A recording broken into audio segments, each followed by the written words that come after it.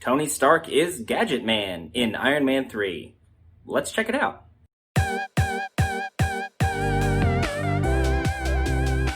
So, Iron Man 3 is directed by and written by, co-wrote by, Shane Black.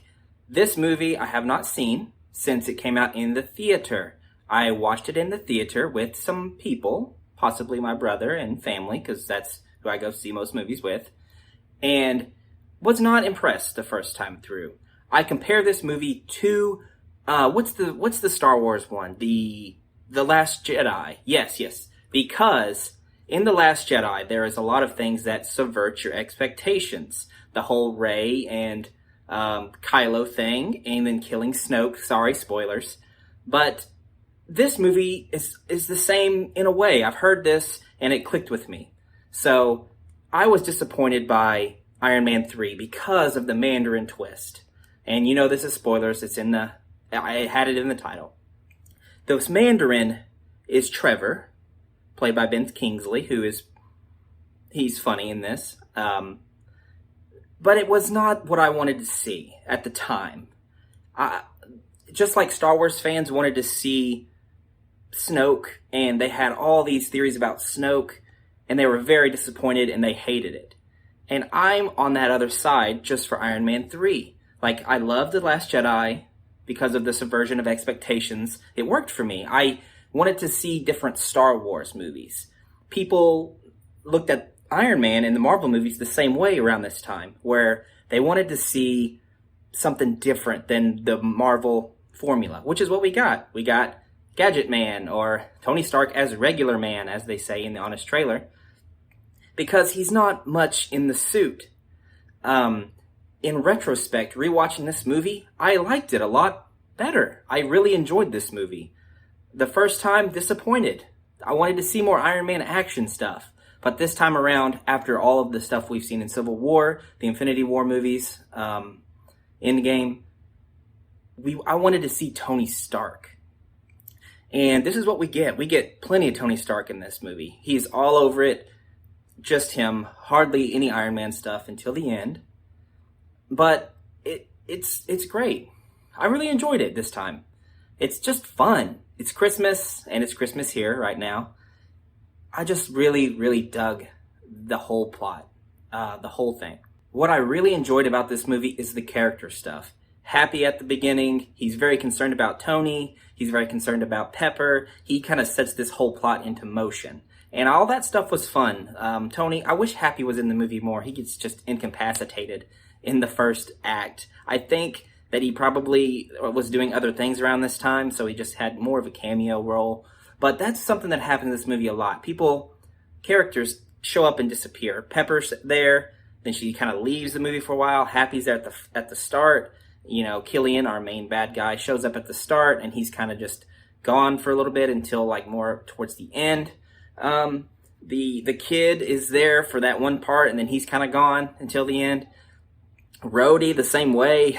We don't cut back, or we don't keep those characters kind of in a cohesive motion. They kind of disappear, come back, disappear, come back. You kind of forget about some of them sometimes, and it kind of comes back around. That's probably the biggest complaint I have. The villain is fine.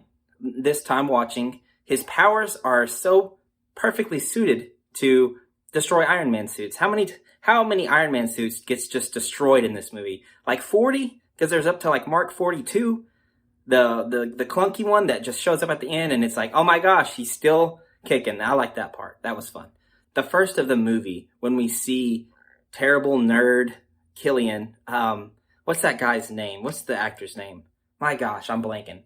I can't even, nope, don't have it. Anyways, he shows up, and oh my god, the acne face, long hair, glasses, it's comical. It's very comical.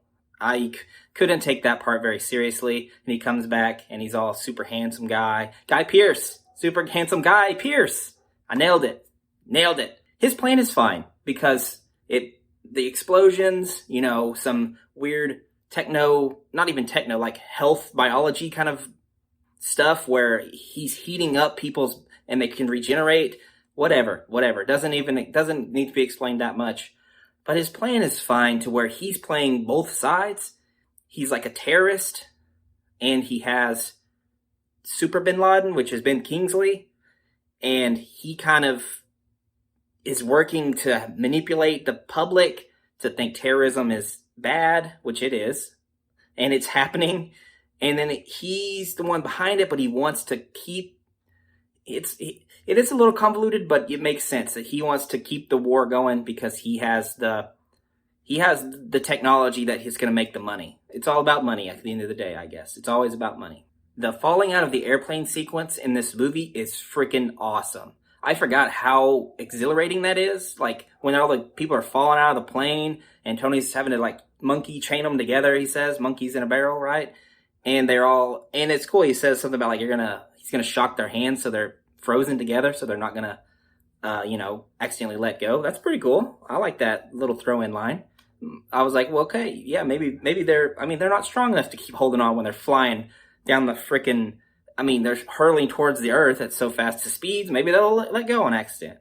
It's just a cool, fun little line to throw in. And looking at the effects for that, my goodness, it looks so good. I wonder how the frick they did that. Like, all the characters, the actors that are actually falling, it looks like they're actually in the freaking air falling. Like, how did they do that? I couldn't tell anything of, like, are they on a wire, or is there a green screen type thing? Like, are they dropping them off, like a little, like a stage with all the green around it? You know how they do the special effects? I really think that they were actually just out there skydiving. That's something to look into the behind the scenes for. Alright, y'all, that's my thoughts for this movie. They were kind of all over the place. As far as the movie goes, pretty solid. The structure is good. I like the flow of the movie. Information is doled out to you as it needs to be. No, nothing is bad as I remember. Like, I remember the movie, I was just very disappointed with what happened. But this time, like, knowing what we know, and I just wanted to see Tony again, do some Tony Stark things, and call a little kid a pussy. So, what more can you ask for? So, I definitely would recommend Iron Man 3, and it's changed my mind. You can rewatch stuff, maybe you'll be surprised. So, if you were like me the first time and you didn't really enjoy Iron Man 3, give it another chance. It's really fun. Thank you guys for watching. If you enjoyed this video, please leave a like, comment down below, let me know what you thought about Iron Man 3. Subscribe, please, if you enjoyed this video. Check out other ones on the channel. This is kind of my first review that I'm going to do with this kind of format. Hopefully I can keep it going because I do enjoy this. Alright, that's it guys. Thanks for watching. I'll see you later.